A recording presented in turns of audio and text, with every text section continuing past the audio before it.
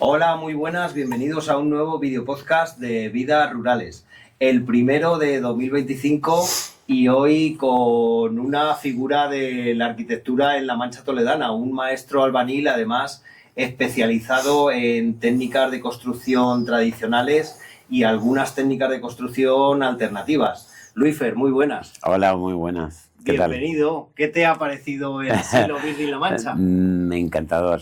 Vamos, me parece una construcción maravillosa. Aprovechando el terreno con los menos medios posibles, a pico y pala, y haces una vivienda. Sí, sin materiales de construcción, porque se puede construir sin materiales de construcción. Ya los tienes. El terreno es un material de construcción ya de por sí. Claro.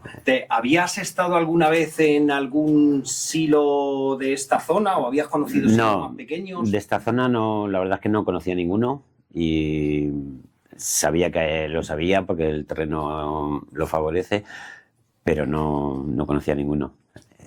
Gracias por invitarme. Es el primero. Pues oye, bienvenido. Nos gusta que sea el primer silo que conoces. Como vivienda bioclimática tan antigua, ¿tú cómo ves este tipo de construcción y qué peculiaridades resaltarías de un tipo de construcción así?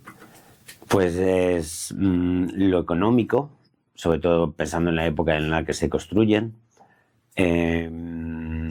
lo agradable de la temperatura, el bienestar que sin aportarle prácticamente nada. O sea, el terreno que te pueden mantener a lo mejor 16 grados continuamente, en verano, invierno. Entre 18 y 21 se suele mantener. Pues eso es lo que se aprovecha en la vivienda. Sí, de hecho, aquí en Villacañas había un dicho que decía que en los silos se dormía con la misma manta en verano. En verano que en invierno. Claro, no me extraña. A día de hoy, yo no sé por qué no seguimos imitando este tipo de construcción, que ya hemos demostrado que es un tipo de construcción barata de hacer. Sí que es verdad que con una mano de obra importante, porque todo esto hay que picarlo a mano, pero además es bioclimática, conservar la misma temperatura. ¿Conoces algún tipo de ejemplo de este tipo de arquitectura que se esté haciendo algo hoy en día, algo parecido? Que se haga hoy en día, o sea, algo parecido es el tapial, o sea, la tierra, apisonarla, construir hacia arriba. Está claro que estás perdiendo las condiciones del terreno, del subsuelo, pero estás ganando las propiedades de la tierra, el aislamiento que te produce, pero tampoco se construye en tierra. O sea, el tapial funciona de una forma parecida. Claro, el tapial tiene una masa, una inercia térmica tan grande que eso para transmitir hace mucho aislante. Entonces, hasta que te transmite todo el calor de fuera, pues pasaría mucho tiempo, ¿entiendes? Entonces, en verano te protege y en invierno el calor que tú produces dentro, pues también te lo mantiene más, ¿sabes? El tapial, además, es una técnica de construcción muy barata. Yo sé cómo se hace el tapial, pero si quieres contarle a la gente qué es un tapial y cómo se fabrica, seguro que hay mucha gente que le interesa. Bueno, habría que remitirse a técnica un poco escrita que está desarrollada y tal, pero básicamente es la tierra humedecida hasta un punto y apisonada, echada sobre unos moldes y apisonada y haciéndola trabar en cajones y subiendo por alturas. Como un encofrado de hormigón. Un encofrado de hormigón, lo único que vas echando tongadas y esas las vas con un pisón, las vas machacando, lo cual lleva un trabajo considerable. ¿El tapial no lleva paja, ni cal, ni nada de eso? No, lleva la piedra que lleva el terreno. Ajá. ¿Sabes? O sea, es un poco la que arma. Entonces, un poco una granulometría variada y apisonada. Claro, es un poco... Y el punto de humedad, importante. Es importante. Es importante. Es muy importante. Igual si lo licuas de más no se te va a quedar bien. Exactamente. Y si lo licuas de menos... Y de menos se te va a quedar muy polvo. Sí, eso claro. No va a trabar. Es más o menos la técnica esta nueva que yo he visto, que son los domos estos de superadobe que construyen ahora, que es como una tira de saco grande que lo van rellenando de tierra y luego van poniendo unos churros así encima. Es algo parecido. Sí. Sí, esa no es apisonada porque, vamos a decir, es embalsada. Lo que hacen es meter la tierra en rollos, en la bolsa y utilizarla de muro. Sí, pero luego la van dando golpes. Sí que es verdad que la pisonan también. La pisonan también, y entre línea y línea de bolsa van metiendo un cable de espino entre medias. Vale. No sé, servirá para que no se muevan las bolsas, sí, o para qué. Sí, sirve un poco de armazón. Eso es. Pues eso es lo que le va metiendo. Pero bueno, nos estamos liando un poco sin que al final terminemos de presentarte del todo. Cuéntale tú, que vas a saberlo mejor que yo, a la gente para que te conozca, ¿quién es Luis Fer? Luis Fer. Pues Luis Fer soy yo. Vamos, ya ni mucho más ni mucho menos.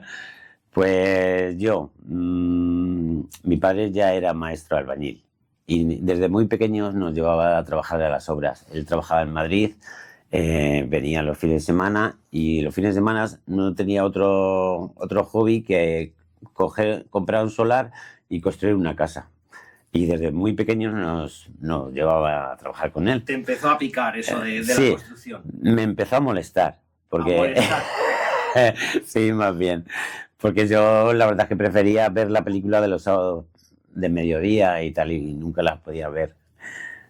Pero bueno, está claro que sí, que al final aprendes un oficio no sin querer, porque sí que le coges gusto, pero un poco forzado. ¿Por qué no? ¿Cuándo le empiezas a coger gusto tú a esto de la albañilería? A la construcción. O sea, yo fui al instituto. Mi padre no quería que fuéramos del oficio, porque se trabaja mucho, se pena mucho.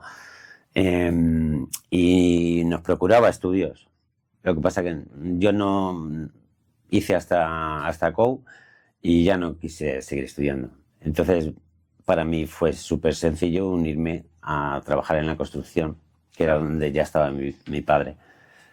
Intenté otros oficios, como un restaurante, en el que estuve en la cocina todo el día metido y no me gustó nada. ¿Tuviste un restaurante y eras el cocinero? No, bueno, yo entré, le pinché en la cocina, a fregar perolos. Madre mía. Y vi que no era para mí estar encerrado. Sí, dijiste la albañilería, que me apasione, pero sí, prefiero irme de albañil. Eso es. Pero a día de hoy, yo no sé si la albañilería te apasiona o qué es lo que te transmite, pero tú haces cosas muy diferentes y trabajas de una forma muy diferente que a día de hoy los albañiles no trabajan. Cuéntanos un poquito cuándo empiezas tú a meterte en ese mundo y a interesarte tanto por la albañilería tradicional, y qué trabajo recuerdas tú así que digas, del trabajo que más orgulloso estoy es de este. Sí, bueno, para seguir un poquito el proceso de Luis Fer, pues vi que la construcción era lo más sencillo. Trabajábamos en Madrid y construíamos, rehabilitábamos viviendas de edificios, pues bueno, todo lo que había que hacer por ahí. Pero a mí siempre me llamaba más la construcción del pueblo, donde yo había aprendido. En Madrid se utilizan unas técnicas más modernas, pues se utilizan pladures, montas andamios, pues, hacer lo que estás a la última en cerámicas, todo lo que se utiliza. Pero, no sé, a mí siempre me atraía el pueblo.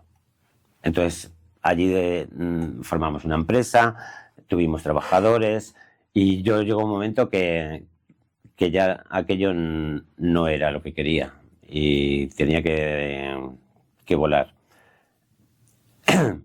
Y volé volviendo a mi tierra, aquí a La Mancha, donde había aprendido el oficio y donde me sentía más a gusto. Entonces podía haber elegido otras zonas, porque tampoco tenía un apego muy especial a La Mancha. Ahí ya volviste a La Mancha y te montaste tú por tu cuenta como albañil. Eso es. Yo no quería trabajar en el mundo de la construcción como lo había venido haciendo, y entonces me presentaba a talleres de empleo promovidos por el ayuntamiento. Ajá. Y ahí me empezaron a escoger. Y llevamos a cabo proyectos de rehabilitación de un atrio, un empedrado de una plaza. Y de ahí, pues, escuela-taller, para... La escuela taller, ¿te refieres a la escuela taller del Castillo de Consuegra? Del Castillo de Consuegra. Ajá. Ahí estabas tú como profesor de albañil, Ahí como maestro albañil. Estuve como, eso es, como maestro de albañil. En una escuela taller, en un taller de empleo. Reconstruimos un molino de viento. Uno de los... el que quedaba derruido. Ajá. Quedaba un muro. Pues ese también lo llevamos a cabo con una escuela taller. Y me imagino que todas esas reconstrucciones con las mismas técnicas que se habían fabricado en su día. Eso Por es. ejemplo, un molino de viento que es así tan circular, ¿es un tapial circular o...? No, es mampostería. Es piedra ligada con cal y arena y trabada haciendo el muro. Ajá. Mampostería. ¿En qué se diferencia la cal y la arena del hormigón? ¿Qué es mejor? ¿Es mejor la cal con la arena de toda la vida que no necesita tanta historia o es mejor el hormigón moderno o depende para qué sea? Sí, cal y podríamos hablar cemento, no hormigón. El hormigón ya es una mezcla de cemento, igual que lo hay hormigón de cal, pero... Pues hace bien en explicarnos, yo por lo menos no tenía ni idea, ¿sabes? Entonces el cemento viene a ser una cal con una calcinación mayor, con cenizas añadidas, entonces no es tan natural, vamos a decir, como la cal. El cemento lleva cal, yo no tenía ni idea ni de eso, de que el cemento realmente era cal, pero... Los principios son un poco los mismos, el fraguado, la forma de endurecer, y entonces la cal, claro, tiene otras características. La cal se diferencia en cales hidráulicas y cales aéreas. ¿Sabes? Las hidráulicas son las que fraguan bajo agua. Las aéreas no fraguan bajo agua. Tienen que darles el aire les va quitando la humedad y se van convirtiendo en piedra. Qué curioso. Entonces, la cal pues se ha utilizado siempre en hornos pequeños en los pueblos, donde estaban los caleros, se utilizaba para todo. Es desinfectante, es transpirable, no tiene ningún aditivo, son todo propiedades. Lo mismo que los silos. Los silos, de hecho, se encalan básicamente porque al final, si nosotros le diésemos una capa de pintura, estaríamos asfixiando las paredes. La construcción, que es una construcción, no podría respirar. Estarías metiéndote en una bolsa de plástico. Directamente. Estarías haciendo una bolsa. Claro, lo que hacemos es darle una película mineral que además endurece y deja que siga. Y transpira, eso es. Oye, ¿y el hormigón romano eso cómo funciona? ¿En qué consiste? Porque eso es hasta impermeable, ¿no? El hormigón romano, claro, eran mezclas que hacían los romanos que para hacer la cal hidráulica machacaban arcillas. Ajá. Y lo mezclaban con gravas, arcillas, la cal, arena y hace unos bloques tremendamente rígidos, impermeables. Sí, súper duro, impermeable. Sí. Pero es todo una mezcla machacada hasta hacerlo polvo directamente. Lo que machacaban eran las arcillas. Es que las arcillas, el trabajo que hacen es química. Entonces le dan la propiedad impermeabilizante y de endurecer bajo humedad, ¿sabes? Entonces machacaban ladrillo, cerámica, o sea, todo ese tipo de material cocido y se lo añadían a esas mezclas, entonces ya las convertían en hidráulicas. Sí. Bueno, pues volvemos un poco al tema. De todos esos trabajos que hiciste, sobre todo imagino que de lo que más orgulloso estarás ser de las obras que hayas hecho públicas, en sitios públicos. ¿Cuál es tu proyecto del que estés más orgulloso, en el que hayas participado? Pues te podría hablar del empedrado de Santa María, porque ahí trabajaba con un grupo de mujeres adultas ya. Y el trabajo requería habilidad, requería fuerza y la verdad es que tanto por lo que dejamos allí hecho como por la experiencia que pasamos todos juntos es quizás lo que más recuerdo. Es un trabajo duro, lo de los empedrados, los empedrados, tantos rodados y todo eso. Sí, en este caso íbamos a buscarlos a a Valdespino. Ajá. Y íbamos a buscar los cantos allí. Claro, hoy en día tenemos otros medios, hacíamos montones, llegaba la máquina y nos cargaba los camiones y nos los llevaba a la plaza, ¿sabes? En otros tiempos hubiera que haber andado con carros y cosas así, pero... ¿Y esos empedrados cómo se hacen? ¿Directamente se allanan el suelo y se empieza a poner las piedras encima? ¿Se echa algo de cemento o algo debajo? ¿O es simplemente tierra? Porque yo sí que he visto muchos que están las piedras puestas directamente encima de tierra, encima sin de cemento tierra. ni nada. Sí. ¿Es el caso de este? No, yo utilizo mezclo técnicas, porque ya no sé, antes en el mismo terreno iban picándolo un poco, ablandándolo un poco y clavando la piedra, ¿sabes? Le iban dando un poquito forma.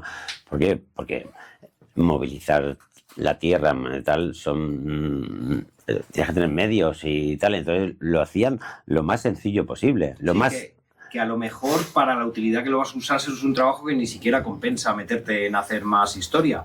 Claro, si lo vas a hacer así, claro. las piedrecitas y eso va a quedar de maravilla. Y si eso va a quedar bien, eso. Hay patios de esos que son preciosos. Claro, que hacen porque estamos hablando de las eras, por ejemplo, de grandes superficies donde se rastrillaba un montón de trigo, donde aquello tenía que, vamos a ver, son muchos metros que ahí, que ahí no podían estar metiendo capas para luego ir. No, utilizaban el terreno, lo allanaban, ponían sus líneas, sus marcas, con piedra más grande y luego se iban rellenando entre esas líneas de piedras más grandes y se iban apisonando, dejando el nivel que se pretendía dar a la superficie.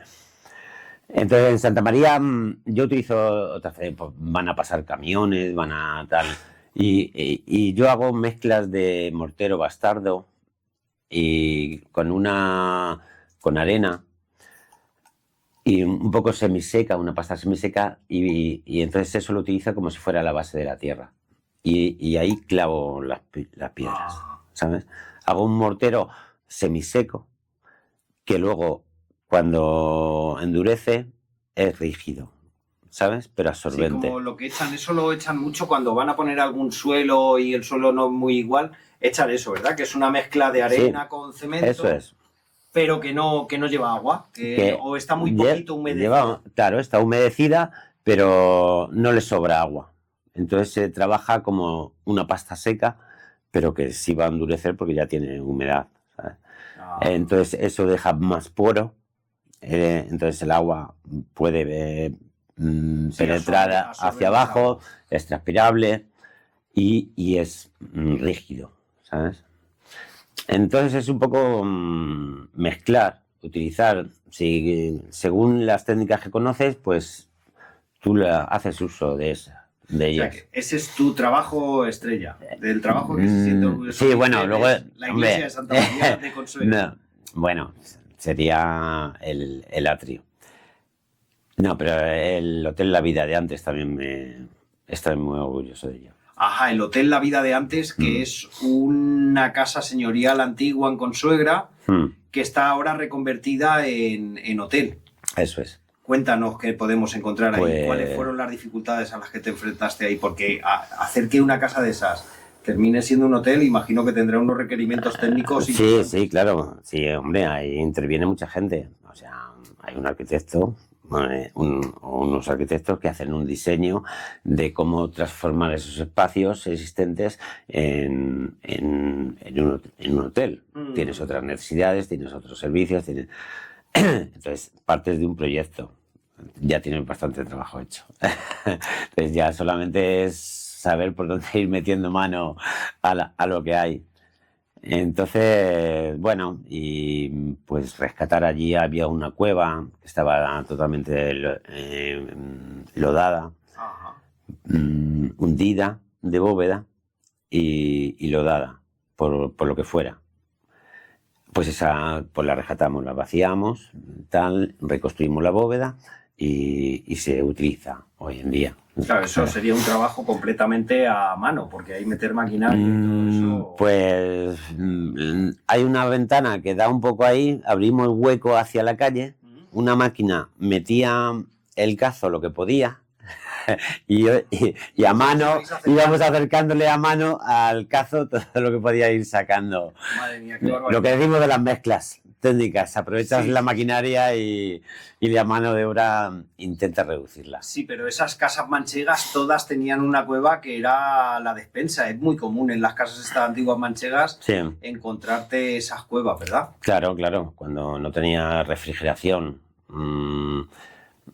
por electricidad y tal y cual, pues se utilizaba el terreno, lo mismo que estamos utilizando aquí. Sí. No, además pues, esas cuevas eran súper fresquitas. Claro, pues las mismas cualidades del terreno. Claro. ¿Y esa cueva hoy en día se usa como bodega o es un sitio donde puedes ir a comer? O... Sí, forma parte del restaurante. Entonces el hotel tiene un restaurante que tiene otra gestión y son los que tienen acceso a la cueva. Y la casa tendrá, me imagino, el patio ese central, manchego, con el corredor. Exactamente.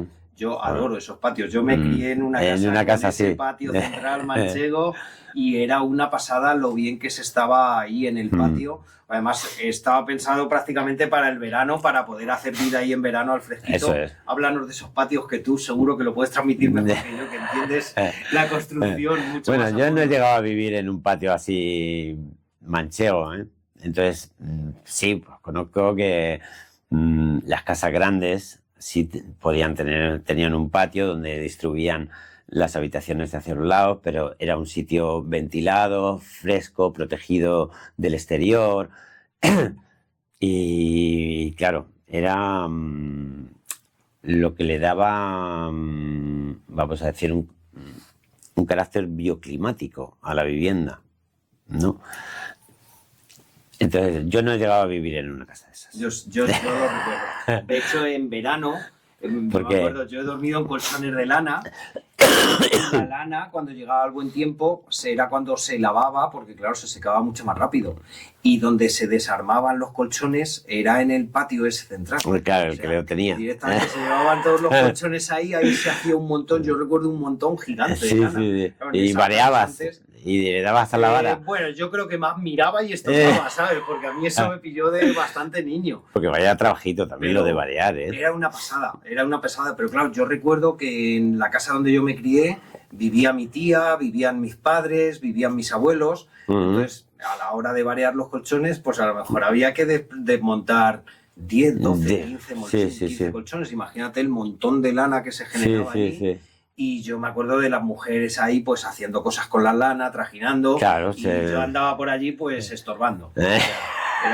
Tirándote a los montones de lana. Bueno, tirándola porque básicamente si no te dejaban salir a la calle pues te tenías que entretener de alguna manera. Entonces la única forma de tenerte tranquilo era tenerte en la calle, no tenerte dentro. ¿Algún lugar curioso que recomiendes tú visitar en esa casa? En esa casa, como algún detalle curioso. O algún sitio que tú digas, joder, si vas a la vida de antes. Mira, yo le diría, fíjate en la chimenea del restaurante. La chimenea del restaurante, cuéntanos la historia. Si eso es lo más divertido. De hecho, la gente cuando va al restaurante te tenían que tener ahí para que contasen la historia de la chimenea. Seguro que es la mejor. No, que la chimenea pues es un restaurante con una salida pues de 30-40 centímetros, todo para arriba, otros tubo para el horno. Pero claro, esos había que revestirlo. Entonces, pues la forma en la que podía envolver todos los tuberías y tal y cual me llevó a hacer una chimenea que para mi gusto pues ha quedado muy curiosa, muy especial, de cómo lo dejaste. Sí, con un estuco, acabada en estuco, sí. Yo no he ido, pero fíjate, ya tengo una excusa para ir, simplemente por ver eso, que luego además me imagino que se comerá bastante bien.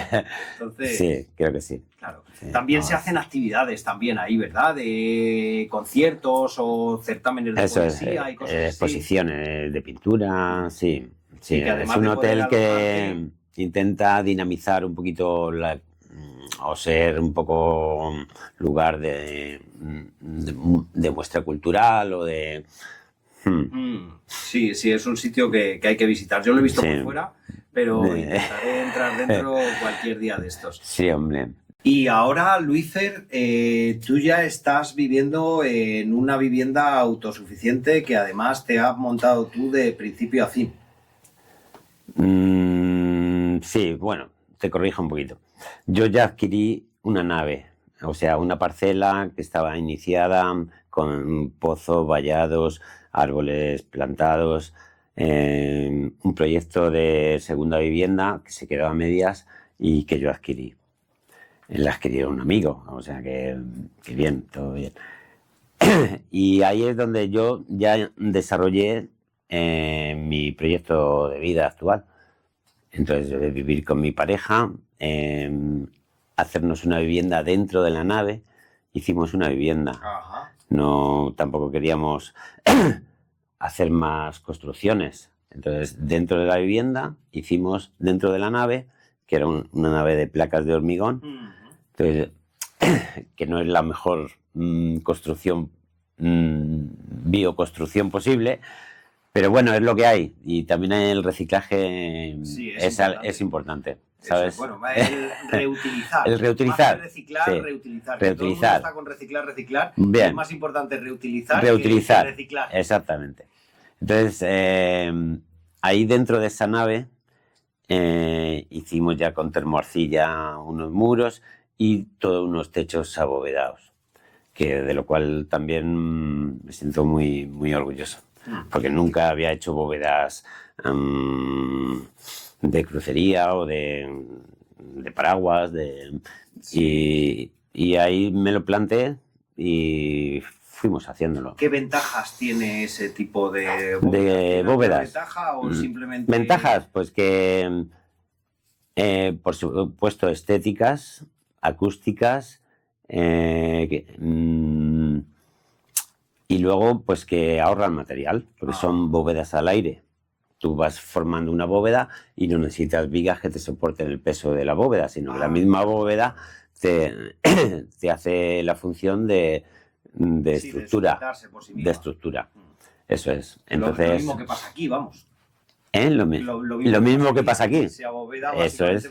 Eso es. Entonces, la forma de la bóveda te está dando ya una estructura, ¿no? Y el terreno te está dando el firme suficiente. Pues las bóvedas al aire es un ladrillo puesto sobre otro, ir haciendo arcos que se sujetan al cierre. Y luego con otra capa más, cruzándolo y tal. Entonces, al final haces una masa continua con una forma curva que es estable por sí misma. Eso tiene que ser trabajoso antes de poner todos esos ladrillos. Trabajoso. Tienes que poner cimbras primero y... Pones una cimbra, pero para guiarte en la forma, no en el soporte del peso, porque el ladrillo que vas poniendo prácticamente se queda por su propio peso. Sí, es como mágico directamente. Sí, porque pones con yeso un material que labra rápido y se quedan enseguida. Y una vez que lo cierras, ya puedes pisar encima, si quieres. Pasada, Una pasada. Entonces, es muy, muy artesano, pero se disfruta mucho haciéndolo. Claro. Sí. ¿Quién nos traería ese tipo de construcción? Nos la traerían los árabes, porque aquí hay un montón de cimbias. Y la cimbia básicamente es como un almacén de grano que es alargado y todo el techo directamente es una bóveda. Una bóveda de cañón. Sí, se llama cimbia y es árabe, es una construcción árabe. ¿Ese tipo de bóvedas no las trajeron ellos o...? Pues supongo que ellos ya las conocían. O sea, realmente no sé quién nos las trajo. Los romanos también trabajaban las bóvedas y muy bien. ¿Cuál es el edificio este que hay en Roma?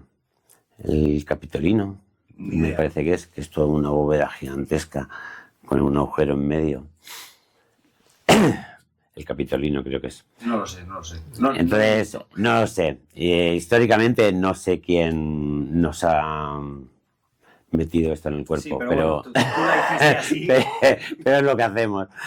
Sí, sí, sí. Y además de esas bóvedas y todo eso, ¿qué más podemos encontrar? ¿Estás Allí, conectado a la luz? sí, Imagino que con placas. sí, O... pues allí un poco yo he ido abasteciéndome de las necesidades que tenía. Pues a la hora de hacer la chimenea, vas a utilizar leña, entonces intentas hacer una chimenea que te aporte todo el calor eficiente, ¿no? Esta chimenea, por ejemplo, no es muy eficiente. No, el calor aquí se va... Porque aquí se va muy rápido. A la misma velocidad que el humo. Claro, entonces entras por ahí por internet y dices, sale estufas rusas, no sé qué, no sé cuánto, tal y cual, y planos y no sé qué, investigas un poco y ves a uno que ha hecho una chimenea que la conduce por los pollos. Sí, las camas calientes se llaman. ¿Son estufas Rocket? ¿Son esas o las Rocket son otras?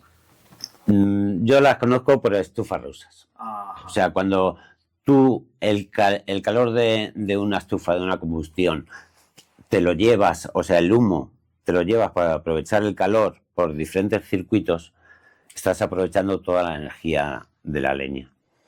Entonces, hay diferentes sistemas que lo denominan. ¿Y tú optaste por esa Yo estufa rusa? me hice una mezcla. Una mezcla. Yo, porque final, como cuento con cogiendo lo mejor de cada sitio.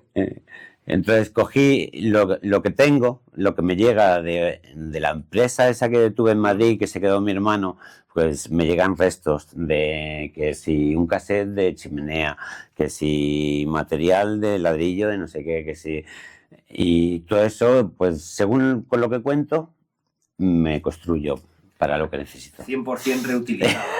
Todo lo que puedo. Sí, yo he visto lo de las camas calientes y todo eso y me ha resultado bastante interesante. Sí que le he encontrado bastante similitud, aunque una forma más fácil de trasladar el calor de un sitio a otro, con las antiguas glorias que se fabricaban en esta zona. Aquí, de hecho, todavía quedan algunas casas con gloria, Eso es. que básicamente es lo mismo. Es lo mismo, es lo mismo. Es hacer un fuego y conducir todo el calor que se genera, o sea, con humos incluidos, porque está todo lo que emana del fuego lo diriges hacia un suelo. Sí, un circuito que el humo, por el tiro que hace la salida, que esa es otra, que no es fácil, que no es fácil, que hay que utilizar, a lo mejor calentar primero un poco el tiro para que esa succión se produzca bien, ¿sabes? Pero bueno, lo tenían conseguido. Entonces es eso, desviar el calor por el suelo y ya tienes una calefacción radiante. Claro, lo tienes así. El tema de residuos, que a todo el mundo le preocupa mucho, todo el tema de aguas grises y todo eso, ¿tú cómo lo gestionas? Pues eso, tengo una balsa de fitodepuración. Ajá, ¿sabes? como un filtro verde. Lo que yo me encontré fue un pozo negro, o sea, un desagüe que acababa en un pozo filtrante al suelo. Y claro, yo quería mejorar ese sistema. Entonces, igual, pues me informé de las opciones que había de hacer una balsa de depuración y combinando unos sistemas con otros vi que el fitodepuración era el que más me convencía. Tengo el río al lado, puedo coger plantas de ahí, transportarlas a mi balsa. En mi balsa esas plantas van a actuar de filtro. O sea, un poco lo que tienes a mano, utilizar siempre que no las propiedades. Químicos ni nada de eso, se lo van a comer absolutamente todas las plantas. Claro, es un sistema que tiene unos depósitos previos de cántanos sólidos, donde luego vierte a una balsa impermeable, con una red flotante que soporta las plantas, donde estas crecen, crían sus raíces hacia el fondo, que es poco profunda, Sí. pero que depuran las aguas. Sí, funciona de maravilla, ¿sabes? Y seguro que ese agua luego para regar y todo eso se puede usar. Se puede utilizar perfectamente. Con lo cual es un ciclo perfecto. Un ciclo lo utilizamos perfecto. Incluso el agua ahí en ese sentido. Por supuesto, por supuesto.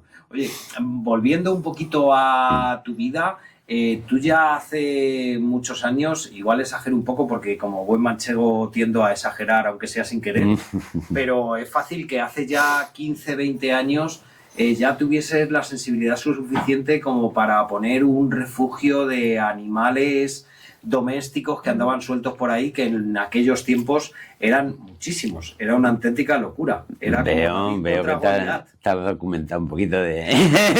Bueno, a lo mejor es que te he visto. A lo mejor es que me has visto, ¿no? Sí. Hemos coincidido.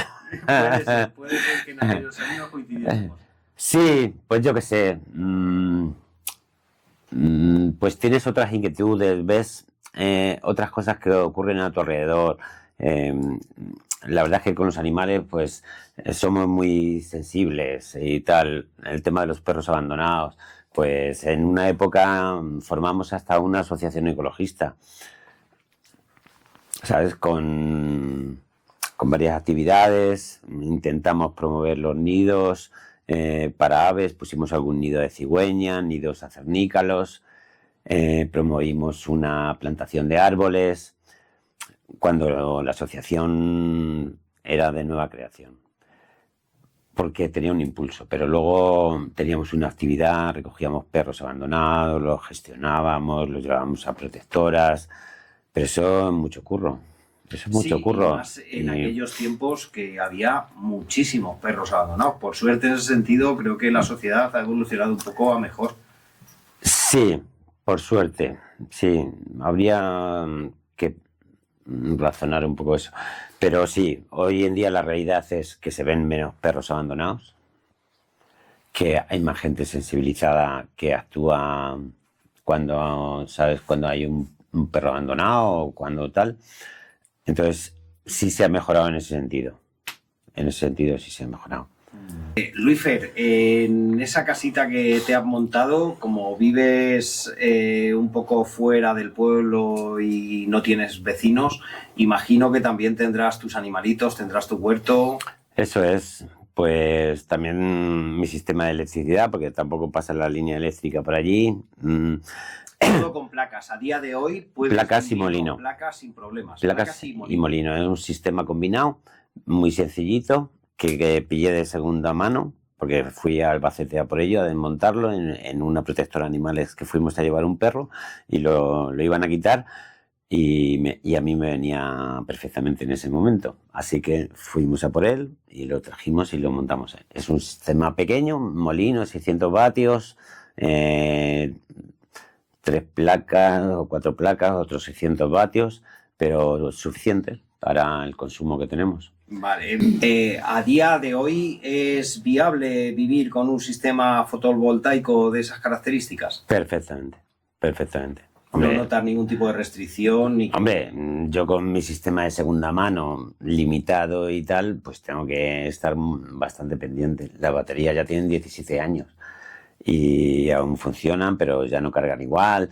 Entonces tienes que estar pendiente en días nublados, sin viento. A lo mejor tienes que meter un generador para cargar un poco las baterías porque no tienes suficiente carga. Entonces hay que estar un poco pendiente.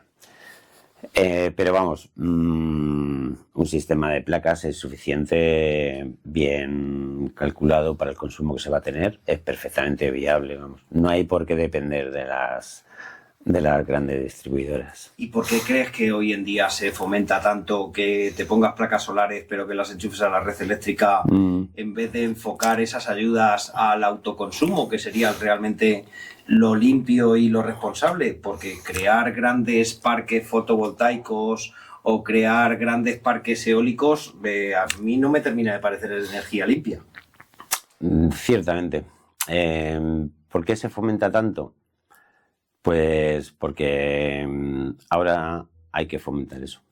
O sea, lo de los parques, super megaparques, es cuando ya hay edificaciones suficientes para instalar las placas ahí y no ocupar nada de campo, no me lo puedo explicar. Y favorecer encima la implantación de esas macroindustrias en campos, es que me parece una salvajada.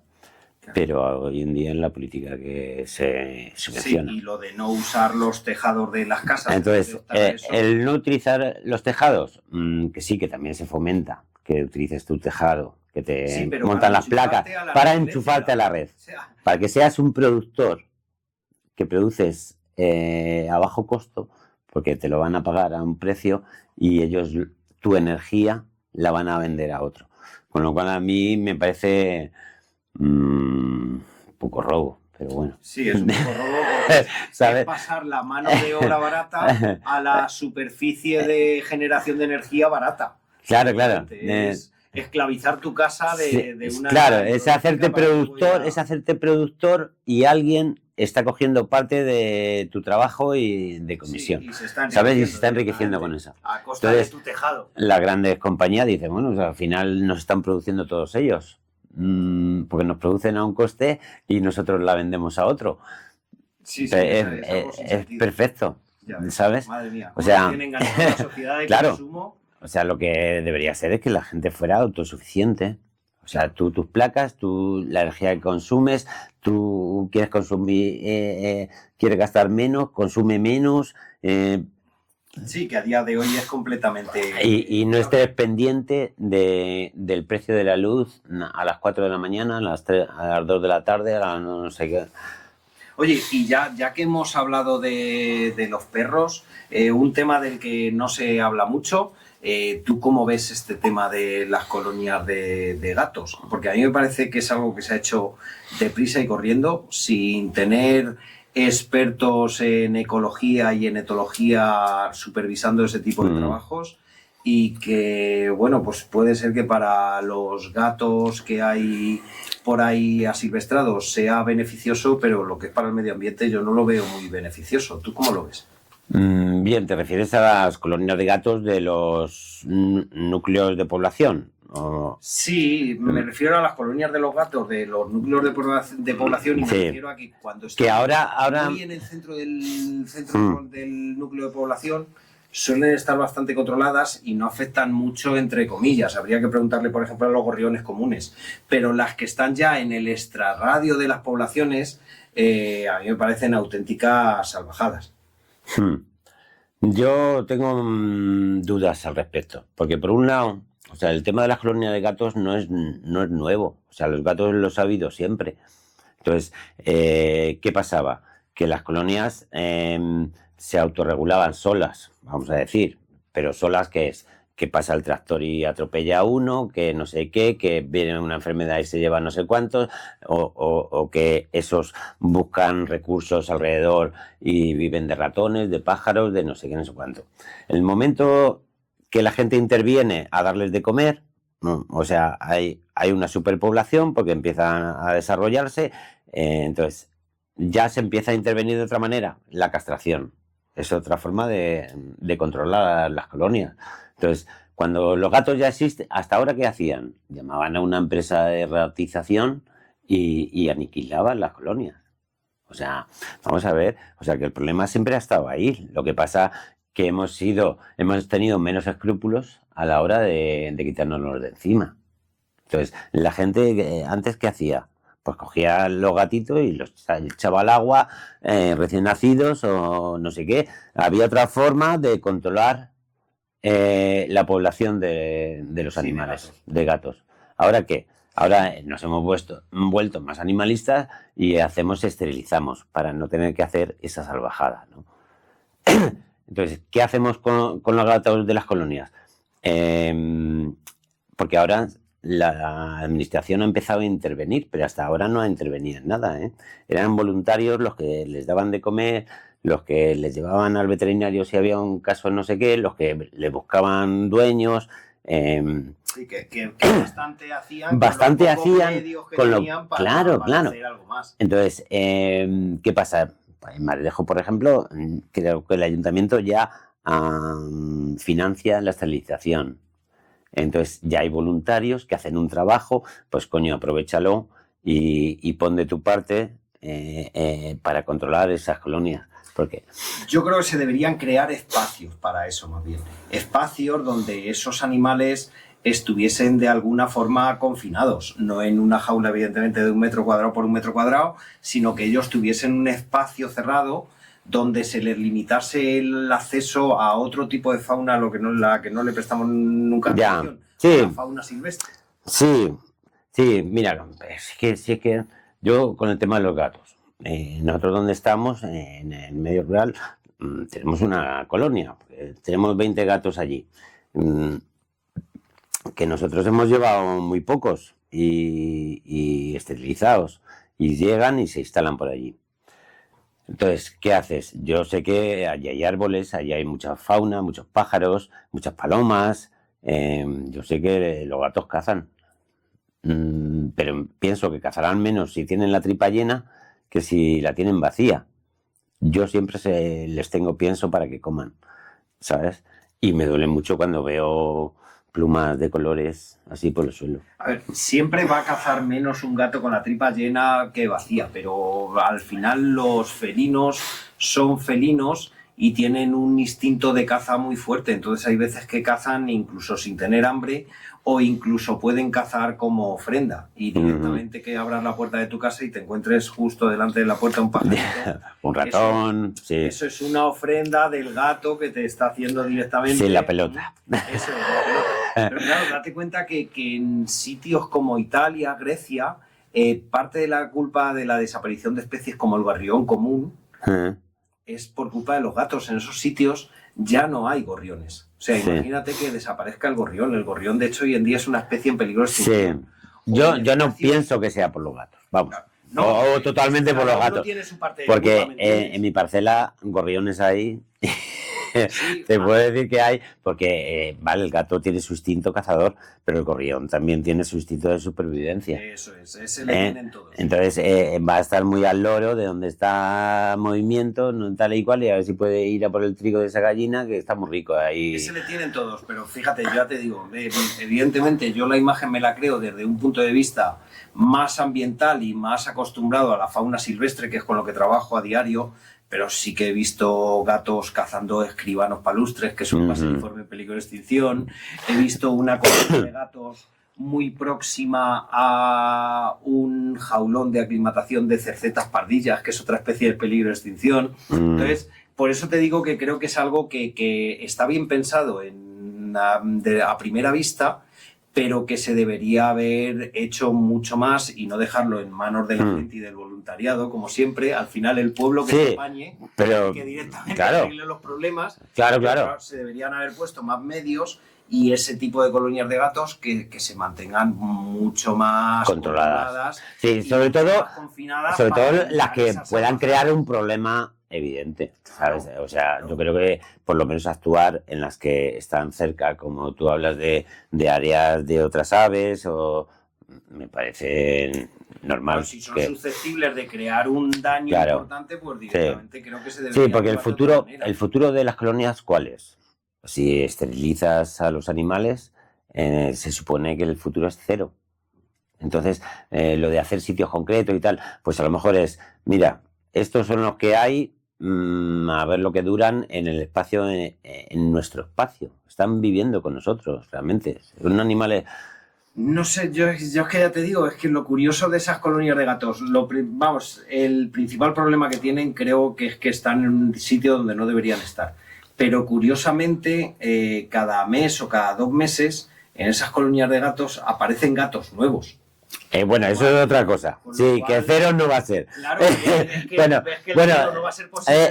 El cero a lo mejor es posible, pero a más largo plazo. Claro, creo que es algo que no pasaría en bueno, colonias de pero gatos. ¿por qué pasa eso? Porque hay gente irresponsable todavía, que coge un gatito o regala un gatito, no sé qué, y al final dice, pues me lo llevo allí, que allí va a estar con nosotros. Y se quita el marrón así. Sí, no. Entonces, pero ese no es el problema de la colonia, es el problema de esa persona.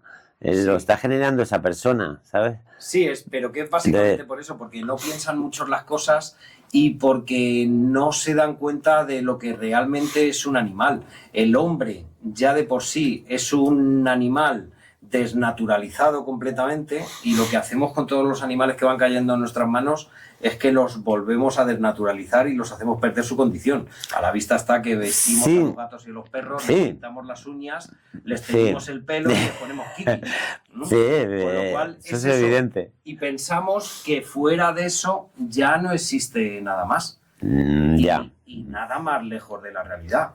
Nosotros aquí el problema que vemos en una de las zonas con más biodiversidad ornitológica de Europa es que a todas las especies en peligro de extinción que tenemos, que la lista es bastante larga, ese tipo de cosas les terminan afectando bastante, y ya te digo que seguramente será ese el problema, que la administración realmente lo deja todo en manos del pueblo y el pueblo tiene que terminar apañando como pueda. Es lo mismo que está pasando con los problemas de la vivienda hoy en día. Directamente se deja el mercado. El mercado es el que tiene 2 o 3 viviendas es el demonio, y realmente ellos no se miran a sí mismos y dicen, vale, es que llevamos 25 años sin construir vivienda pública y sin poner terreno público donde se pueda construir vivienda para la gente, con lo cual los que hemos generado este problema hemos sido nosotros. Claro. Y cuando ha habido viviendas, mogollón de viviendas que no se vendían, se las hemos vendido a un fondo buitre a bajo precio, en vez de sacarlas a un mercado ¿me entiendes? Sí, incluso vivienda de promoción pública y de protección oficial ha ido a esos fondos buitres.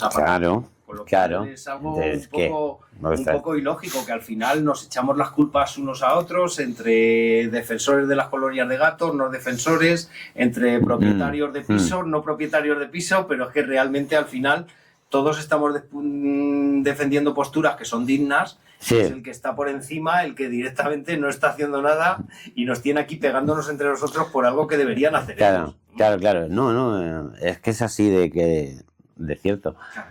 O sea, hay problemas a los que la administración no hace ni caso. Y es la sociedad la que tiene que actuar, si quiere. Entonces empieza por unas personas más sensibles hacia ciertos temas, y son los que mueven y se sacrifican por eso en lo que creen. Pero la administración, si acaso luego ve que va a sacar algún interés, empieza a apoyar eso y a ponerse medallas. Pero somos nosotros, la sociedad, la que tiene que resolver las cosas. En caso de que fuese más fácil montártelo por tu cuenta y montarte tú una casa por tu cuenta como quisieras, ¿tú cuál método crees que es el más económico y el más fácil de llevar a cabo? Hoy en día está muy de moda lo de los domos de superadobe, los contenedores, las casas de madera. La paja. Las pacas de paja. Yo, si tuviera que hacerme una construcción nueva de cero, aunque no he construido nunca con paja, pero sí he leído al respecto, sí me he informado, sí tal. Y vamos, lo haría con balas de paja. Yo creo que sería muy acertado. Fíjate, no pensaba yo que fueses a decir esa, pero sí que es verdad que a mí es una técnica que me gusta mucho hoy en día, porque hoy en día las pacas de paja son, ¿cuánto? 1 metro por 2,40. Sí, 1,20 m por 60, 40, ¿sabes? Es una pasada. Y lo usas exactamente igual que un ladrillo, imagino. Eso es. Sí, tienes una cimentación previa, pero que puedes reducir mucho. O sea, no quieres trabajar con hormigones, pues hacerlo solo con piedra, la cimentación, ¿sabes? Porque el peso no es muy considerable. Sí, muy importante. Entonces, y tienes que buscar suelo poroso para que no te transmita humedad. Entonces, yo me haría una cimentación con bolas de piedra, una zanja y luego haría, para la paja, hacen como un encofrado que arma todo, y donde tú apoyas luego la paja, donde la tensas, porque tienes que tensarla para que entre en carga. En fin, es un sistema... Tensarla tienes que ir apretando. Sí. De alguna manera. Sí. Tienes que apretarla o bien con peso o bien con tensión. Vale, sí. ¿Sabes? Yo he visto algo parecido. Vamos, de hecho, aquí en Camuñas, si no lo sabes, hay unos chavales que se juntaron y hicieron una casa súper chula de alpacas de paja, que luego está enfoscada por fuera. No sé si lo que te voy a decir se lo vi a ellos o lo he visto en otros sitios, ¿sabes? Y lo voy a mezclar, que también me pasa de vez en cuando. Pero tenían en el encofrado del suelo metidos como unos tochos. Unas barras de hierro roscadas largas, y ahí clavaban. Iban pinchando las alpacas, y cada X metían como una barra, atravesar. Y le metían un tornillo, y el tornillo ese apretaba la barra para abajo, y directamente, claro, sería para darle la presión. O sea, que era varilla roscada. Eso era y lo que iban haciendo, cada X hiladas, pues iban apretando. O sea... Eso es, cada X hiladas metían como una lámina de hierro. Una lámina de hierro, y hacían una presión sobre todas las pacas que habían hecho con todas las roscas que tenían. Eso es, entonces eso sí va la compresión esa, eso es una forma de comprimir. Y luego eso se da de, ¿qué sería bueno? ¿Darlo de cemento, pues darlo, de cal o...? Puedes darle sencillamente un adobo, paja, agua y tierra. Ajá. Que bueno, que luego puedes ir renovando si se te va deteriorando, o ya puedes añadirle cal para hacerle más resistente, puedes darle una primera capa de cal, luego otra de enfocado, o sea, puedes variar ya, pero bueno, lo más sencillo, el adobe. El adobe y arreglado. Adobe. ¿El techo sería bueno tirar de hormigón, hierro y todas estas cosas, o es mejor tirar a madera? El techo... Lo mejor tirar a un techo vegetal. Una cubierta vegetal. Una cubierta vegetal. ¿Puesta sobre qué? Puesta sobre madera, por ejemplo. Sobre madera. ¿No se terminaría picando mucho esa madera? No, porque eso es ya una lámina impermeabilizante. Ajá. O sea, tú la tierra que luego vas a tener en el techo, donde te va a poder crecer ciertas plantitas o tal y cual, va a ser una lámina impermeable. Entonces tú esa madera la proteges, ¿sabes? Sí, vamos, que estaríamos hablando de hacerte una casa por un precio, porque las alpacas de paja, no sé si cada alpaca de paja de esas te vale €1. €1, €1,50, ponle, no sé cuánto. Claro, pero sí, no es fácil adquirirlas, ¿eh? No, sí, casi más, y seguro que es casi más caro el transporte que la paja que va a llevar posiblemente el camión. Pero claro, es que a cada euro es 1,40 m de muro, que hacer eso con ladrillos igual son 50 euros. O... 1,40 m por 30, depende cómo pongan la bala de paja, pero... Bueno, no, 2,40 m necesitas... creo que tienen. No, 2,40 es mucho. No, te lo digo porque te lo digo. Nosotros tenemos hecho height fotográficos, porque hay mucha gente que viene a fotografiar a veces tepareas, y el último que hicimos fue con alpacas de paja. Entonces, pero son alpacas de paja simplemente puestas sobre el terreno para que sea algo que el terreno pueda absorber perfectamente. O sea, la paja en el momento que termine descomponiendo, directamente desaparece el height y ya está. Y son de 1,20 de ancho por 2,40 m de largo. Básicamente lo sé porque no encontrábamos pacas de techo. Pero porque esa es una paca de formato grande ya, ¿eh? 300 kilos de alpaca. Claro. Son las alpacas grandes que se hacen hoy en día. Sí, no, pero con esas no se construye. Vamos, se puede construir, pero puedes hacer un palacio. Vale, ¿sabes? Dices las chiquititas. Las chiquititas. Claro. 1,20 por 40 por 30, ¿sabes? Sí. Una cosa así. O sea, que no tienen más. Sí, claro, que ya son más manejables. Sí. Hombre, estas que te digo yo hacen un muro hermoso, ¿eh? Hombre, claro que hacen. No, pero es que pensar un huevo. Hay fotográfico ese que normalmente se usa en primavera, y aquí ya tenemos primaveras de 30 y muchos grados. Sí. Estar de maravilla. Si fuese un height hecho con tableritos de madera o una cosa así, pues seguramente se pasaría mucho más calor. Sí, no. Ten en cuenta que la paja está comprimida. O sea, entonces no tiene apenas aire. Más luego la compresión que tú le ejerces. Luego lo tapas con tierra. Eso, aunque parezca, por ejemplo, que se va a quemar fácilmente, no arde fácilmente porque no tiene aire. Claro, el triángulo del fuego se rompe. Se rompe. Directamente. Entonces, es un aislante cojonudo. No tiene pérdida de calor. Entonces, con un trozo de muro estás haciendo todo. Tu pared exterior, tu pared interior y tu carga. ¿Sabes? Entonces, como barato, pues hay que gestionar más, porque ya no es fácil encontrar ese formato de paca, pero bueno, hay sitios donde te la traen. Claro. y pues, bueno, echas toda la casa en un viaje. Sí, o sea, tampoco es tanto. Sí. No, pues está bien tenerlo en cuenta porque yo sí que había pensado en un futuro intentar hacer algo un poco aislado y siempre había pensado en intentar imitar al silo, intentar imitar una construcción como esta, pero directamente montar lo que es una casa prácticamente prefabricada con muros hechos de hormigón directamente. Todo eso, aislarlo del agua con una manta plástica o cualquier cosa y directamente hacer como un montículo, ponerle tierra por encima, de tal manera que toda la casa quede debajo de la tierra. Pensaba yo que igual tirabas tú también por algo. No, es que el hormigón, porque lleva estructura de hierro, y eso me tira un poco para atrás, por el tema de las energías, porque se produce el efecto del Faraday. Entonces, la energía electromagnética no atraviesa una jaula, ¿sabes? Una jaula, una cuadrícula de hierro. Como si estuvieses metido en una jaula Faraday. Eso, estás aislado de la corriente electromagnética del terreno y todo eso.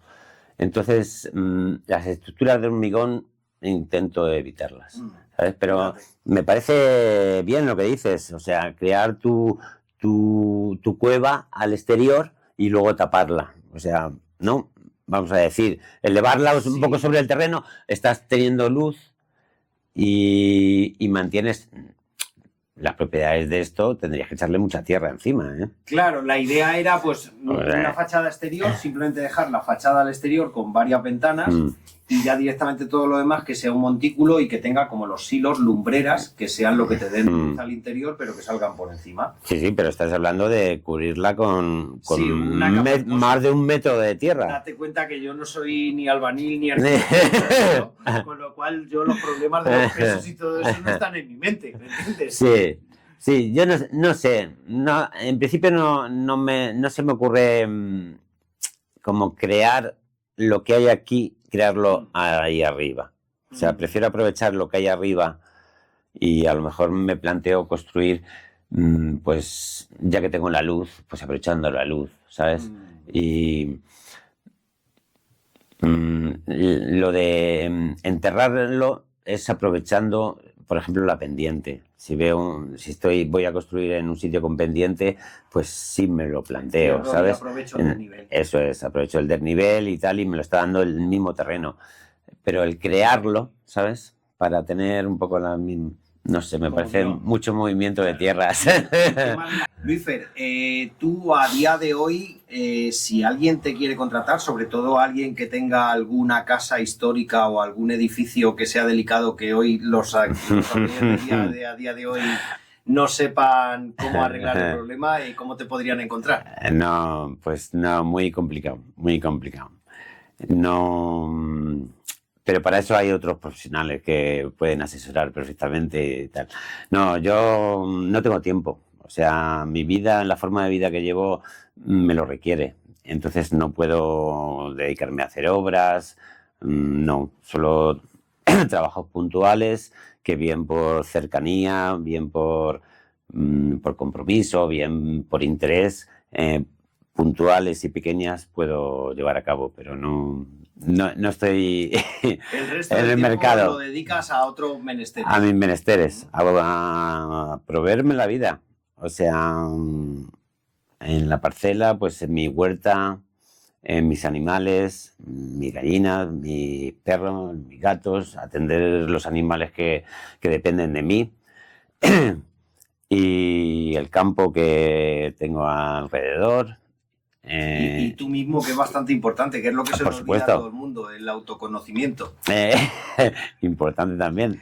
Es algo bastante difícil. Bastante difícil. ¿Tú crees que es un buen sitio La Mancha para vivir de una forma tranquila y llevar una vida más interior que exterior, o cómo lo ves como sitio para vivir La Mancha? Pues yo la veo bien porque la he elegido. Pero claro, yo tengo mis raíces aquí. A mí me aporta cosas que supongo que a otros no. Pero para mí es un sitio ideal. Es la luz, es la extensión, es el aire, es la tierra, el calor. pero eso es tu gente, es tu entorno. Eres como nosotros, eres un animal de estepa puro. Total. Total. Yo, de hecho, cuando llego al norte y veo las montañas me agobio porque necesito horizontes infinitos para mirar. Sí. Directamente. Sí, por eso el mar a mí también me gusta. Sí. Porque también tiene esa amplitud de miras. Nosotros igual, todos los años hago una visitita al mar por eso, por la amplitud de miras. Pero si me metes en un sitio con montañas, las montañas son preciosas, me encantan. Pero me terminan saturando. A un manchego le ahogan un poco. Nos encierran un poco. Pues Luisfer, ha sido un placer. El placer es mío. El primer podcast del año y cuando quieras, ya sabes, aquí tienes tu casa. Muy bien, pues nada, gracias a vosotros por acogerme así, por esas gachas tan estupendas que hemos comido antes de esta entrevista. Y nada, a quien escuche esto, que le sirva para algo. Pues muchas gracias a todos. Si os ha gustado le podéis dar un like, os podéis suscribir, podéis hacer lo que queráis o dejarnos algún comentario si creéis que tenemos que ampliar algún tema y nos vemos en la próxima. Hasta luego. Chao.